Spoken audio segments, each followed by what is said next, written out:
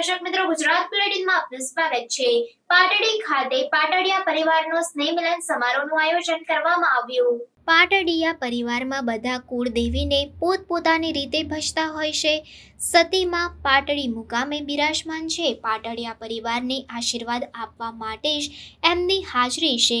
માં આગળ જે ખરા દિલથી મસ્તક નમાવે છે અને પોતાના દિલની વાત કરે છે એના કાર્યો જરૂર પૂર્ણ થાય છે। સમગ્ર પાટડિયા પરિવાર પોતાના દીકરા દીકરીના લગ્ન પછી દીકરી જમાઈ લઈને માના ધામ સતીમાનો જે કર છે તે કરવા માટે માના સાનિધ્યમાં પરિવાર સાથે પધારે છે।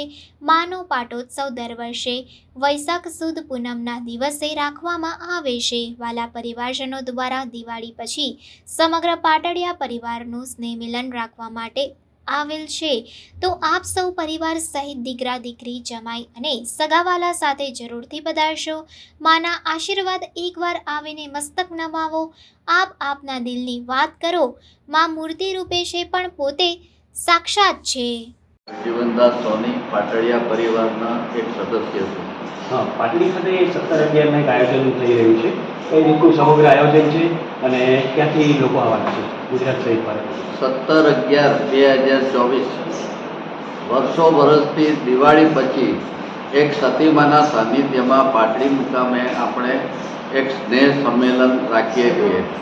તો આખા ઇન્ડિયા લેવલેથી જેટલા પાટડિયા પરિવાર છે એના સગા સંબંધીઓ, બહેનો, દીકરીઓ, બેભાઈ વેલા બધા અહીં આગળ હાજરી આપે છે અને ખાસ એક સંગઠન બને એના માટેનું આ સ્નેહ મિલનનો કાર્યક્રમ યોજવામાં આવે છે। અને એનાથી શું થાય છે કે એક તો માના આશીર્વાદ લેવા બધા આવે છે અને એ હિસાબે બધા ભેગા થાય છે, પરિવાર ભેગો થાય છે અને માની એક અહીં આગળ મહાઆરતીનું આયોજન, પછી ગોયણીનું પૂજન આ બધું થાય છે। તો એનાથી લોકોને આનંદ બી થાય છે, માના આશીર્વાદ પણ મળે છે અને એક સંગઠન બને છે। એક કહેવત છે ને કે ભાઈ એક ગીત છે નાનું, એ હું તમને 2 લીટીમાં સંભળાવું છું। હે મને પ્યારું લાગે, ઓ મને પ્યારું લાગે સતીધામ, ઓ મને પ્યારું લાગે સતીધામ।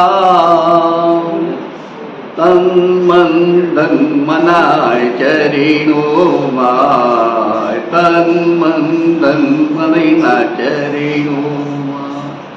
જય શ્રી